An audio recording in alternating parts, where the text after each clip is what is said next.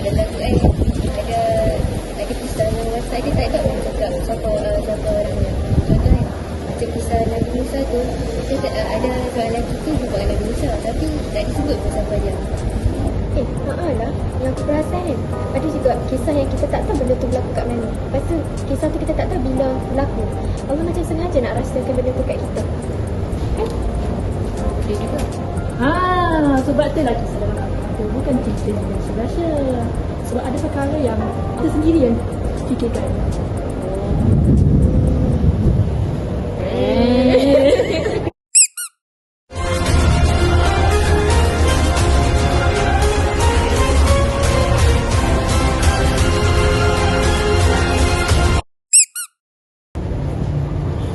Assalamualaikum. Korang pernah terfikir tak? Kenapa dalam Al-Quran ada kisah yang tak ada pun disebut nama wataknya?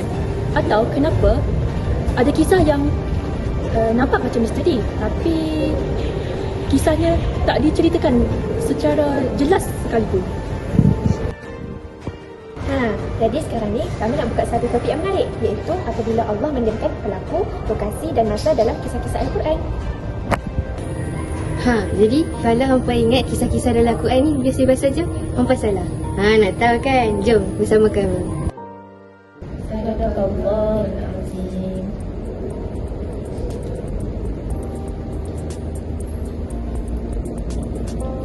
Kalau korang nak tahu, Al-Quran ni bukan sekadar kitab yang suci, tapi ia juga merupakan mukjizat yang penuh hikmah. Ada kisah yang Allah cerita secara terperinci, macam nama, tempat dan masa.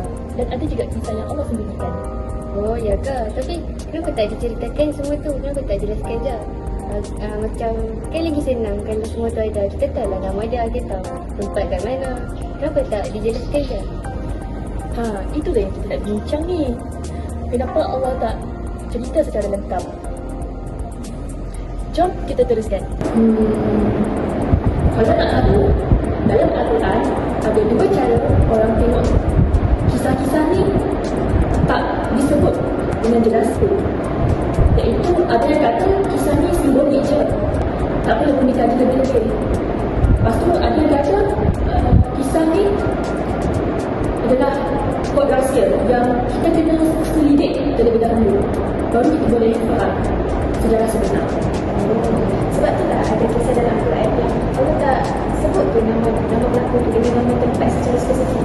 Macam satu web ni, dalam web ni dia cerita pasal Zulkarnain yang guna tembok yang sudah maju. Tapi pelik kan, nampak Al-Quran tak bagi tahu secara jelas sebenarnya siapa Zulkarnain ni. Ada yang bagi tahu Zulkarnain ni Alexander the Great, ada yang kata Rus the Great. Mana satu yang betul ni? Itulah Allah boleh je bagi tahu terus. Tapi kenapa kena biarkan macam misteri? Mesti ada sebab dan hikmahnya kan? Untuk kita ambil pelajaran, bukan sekadar tahu fakta sejarah je. Sebab itulah kalau Allah bagi tahu secara spesifik, manusia mesti akan sibuk mencari bukti fizikal dan mereka akan lupa nak ambil ibrah, iaitu pengajaran dari kisah itu. Lepas tu, untuk memastikan Al-Quran tetap relevan sepanjang zaman. Sebab apa? Sebab kisah-kisah Al-Quran ni bukan untuk satu generasi je, untuk semua manusia dari dulu sampai sekarang. Sebab itulah Allah guna bahasa yang umum atau senang difahami supaya manusia ni di setiap zaman boleh relatekan kisah tu dengan kehidupan mereka. Lebih kurang kan macam kisah apa ni? Kisah Fir'aun yang tenggelam dekat Laut Merah tu. Dia macam aku kan kata jasad dia terpelihara. Jadi betul lah tu kan, dunia Ramses tu ada lagi sampai sekarang. Betul? Macam kisah Ashabul Kahfi juga. Sampai lagi orang berdebat kat mana gua tu. Tapi hakikatnya Allah lebih nak kita ambil ibarat tentang keteguhan iman kita, bukan sekadar nak cari lokasi tu kat mana. Oh ya, betul ya. Ini semua juga untuk bagi kita kita baca. Seterusnya, kami nak berkongsi satu lagi topik yang menarik, iaitu adab-adab di hadapan kisah-kisah Al-Quran. Tunggu apa lagi? Mula! Bila kita baca kisah dalam Al-Quran, jangan sekadar kita baca saja. Kita kena menghayati dan beradab dengan kita. Ada banyak adab, tapi kita nak tunjukkan juga adab utama sahaja.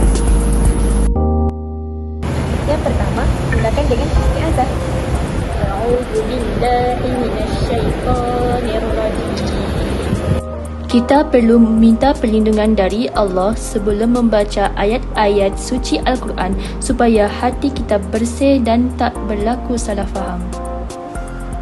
Yang kedua, duduk dengan emosi dan jaga mentafsir kesukaan hati. Bila aku baca kisah dalam Al-Quran ni, aku rasa aku faham macam ni. Kejap. Bolehkah kita main tafsir ikut suka hati? Oh, tak boleh lah. Kena ikut panduan yang betul. Baru tak tersalah faham. Dan terakhir, jangan anggap sebagai sejarah sahaja, tapi kena ambil sebagai ibrah juga. Oh, rupanya kisah dalam Al-Quran ni bukan untuk kita tahu je, tapi untuk kita ambil pelajaran juga rupanya. Dalam surah Maryam, ada satu ayat ni. وإن منكم إلا واردها كان على ربك حتما مقضيا. Bermaksud, setiap manusia akan melalui titian sirat. Abdullah bin Rawahah, dia menangis bila dengar satu ayat ni. Kalau kita, adakah rasa macam tu? Sabar. Tak habis lagi. Sikit lagi. Kesimpulan yang dapat kita buat ialah Al-Quran ni bukan sekadar kisah cerita yang biasa-biasa, tapi ia merupakan mukjizat yang perlu kita dengar. Betul. Kajian sains dan sejarah memang boleh membantu kita untuk memahami sebahagian kisah ni. Tapi jangan sesalkan kita untuk mendahulukan sains berbanding wahyu. Dan yang paling penting ialah hormatilah dan beradablah dengan Al-Quran kerana Al-Quran adalah kalam Allah, petunjuk sepanjang ilmu. Sekejap. Sebelum tu kami nak beritahu yang kami menggunakan dua topik tadi untuk berlakon, iaitu apabila Allah mendiamkan pelaku, lokasi dan masanya, serta adab di hadapan kisah-kisah Al-Quran menjadi satu tajuk, iaitu kisah-kisah Al-Quran, rahsia dan adab di hadapannya. Okey. Jadi dua tajuk ni kami telah merujuk kitab, iaitu di bawah tuduhan kisah-kisah Al-Quran, karya daripada Imam Syahri Abdul Rahman. Sekian, ini sahaja daripada kami. Terima kasih kerana sudi menonton. Jika ada masa, kita bertemu lagi. Masalamah, walaikum. Bye.